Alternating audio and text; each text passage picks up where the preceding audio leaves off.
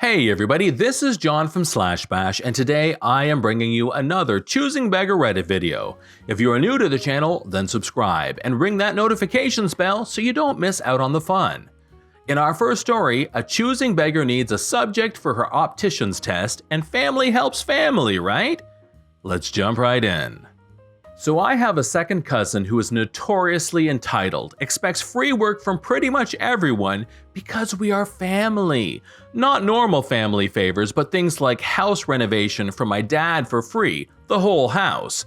Expecting her mother to fly into town to babysit her 8 dogs for free while she goes on vacation. She will use emotional blackmail to try and convince people to do what she wants, and it usually works. Here is where my story starts. I get a text message from Choosing Beggar. I'm a 33-year-old female. I messaged back out of courtesy because Choosing Beggar is family after all. Choosing Beggar tells me that she needs a person to help her out with one of her optician courses. She has to demonstrate her ability to fit contact lenses. The conversation goes as follows. Hey OP, I need a model to help me with my optician course. Okay, so tell me what the deal is. Well, I would bring you to my class and we would fit you with contacts. You keep them when we're done. So I just need to let you fit me with contacts, pass your course, and I keep the contacts. Yep, that's all. I just need you for a few hours in the afternoon and then you're free to go. Okay, yeah, I can do that for you. Great, I'll pick you up at X time on X date. Great, let's get in touch a few days beforehand. For sure. Fast forward 2 weeks to the day before we are doing this thing. Hey Choosing Beggar, just confirming we are still doing your test tomorrow. Yes, I'll pick you up at this time. Okay, great. I will pick you up at the same time on this date. You said it was one day for just a couple hours. Well, yes, to do the fitting, but the other one is a follow-up. You never said anything about the second date. Well, we need you for the second date to determine how well they fit and if you're going to keep them. You said I get to keep them either way. You also need to wear them every day between the first and second appointment. That's not an issue, but why didn't you tell me about the second appointment right away? Also, when I pick you up, you should bring the $100. $100 for what? A deposit for the fitting and contacts. You said this was free because I was helping you out with your test. I get the contacts for free to use for my test. You're paying me to keep them.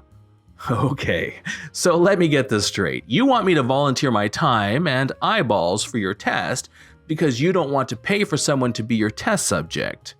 Yes, you also expect me to pay you $100 for free stuff you didn't pay for. Yes, so I'll see you at this time tomorrow. No, you won't.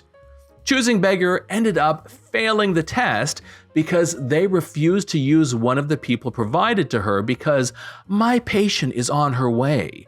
It was so stupid because she knew I wasn't showing up, yet she blamed me for costing her a grade. Story 2. When the homeless guy earns more money than you do. So this happened back when McDonald's was doing one of those peel-offs on cups and fries. I was getting off the interstate near my house and a guy was standing out on the street.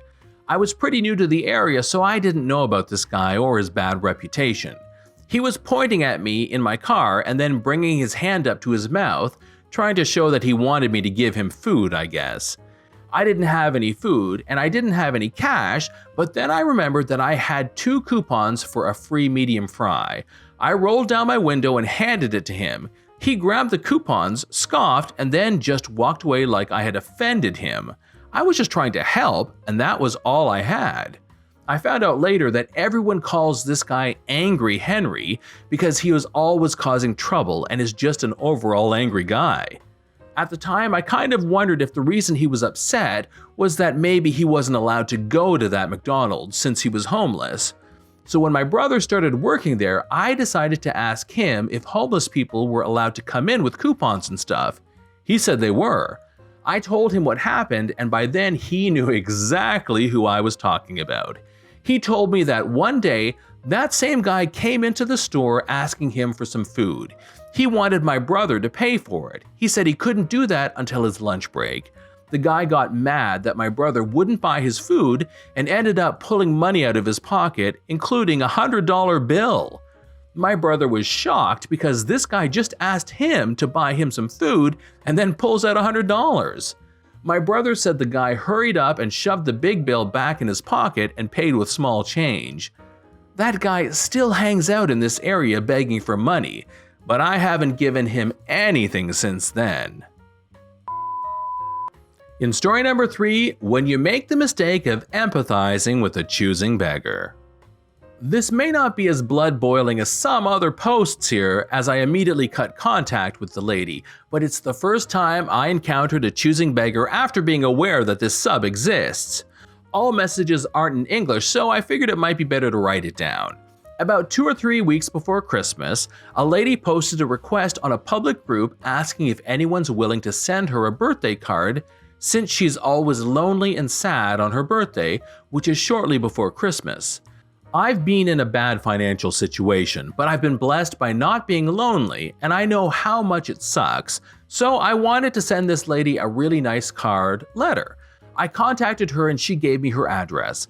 I bought a card, wrote what I thought was a nice and caring letter, designed a little calligraphy, and I also wrote that I would like to send her another card next year, hopefully with something else to give. I sent the card and was genuinely hoping that it'd at least make the lady feel a little less sad and lonely.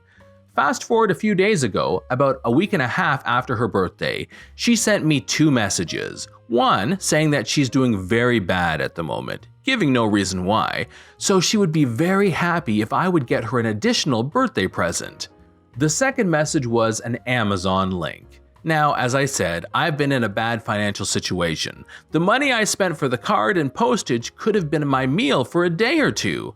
What this lady wanted was about twice as much. Not a lot of money, but definitely enough to make me remove her from my contacts. Wonder if someone else sent her a card and got the same message. And she never thanked me for the card. Not that I was expecting that, but getting an additional request for a birthday present instead? A week and a half after her birthday passed? Yeah, nah. In our final story today, even William Howard Taft had to deal with choosing beggars. I just read an excerpt from William Howard Taft's book Ethics in Service, and part of it seemed so familiar. Here's a shortened version. A lady in Washington whose husband had some political influence came and labored with me for 6 weeks or more to appoint her son to a position. I appointed somebody else. I then received a letter from the mother saying that I was most ungrateful since I declined to make her a happy woman as I could have done by a turn of my hand. I sat down and wrote her just as polite a letter as I could, telling her I realized a mother's disappointment under such circumstances, but that really the appointment was not left to my mere personal preference, that I had to select a man with technical qualifications. That mollified her, and she wrote me a note saying she was sorry she had written as she had. After an interval, I received a letter which purported to come from her husband, though it was in the same handwriting as all the others. I was therein advised that due to the nervous prostration that had followed her disappointment in this case, she had to take to her bed and had developed a most serious case of cancer of the stomach.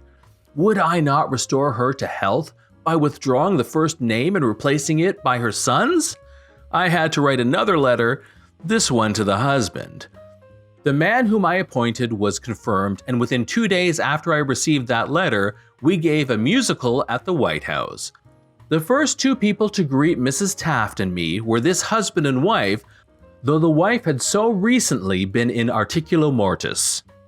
This is John from /bash. Please hit that like button to help with the almighty YouTube algorithm and subscribe if you're new. Thanks for watching, and we will see you in the next one.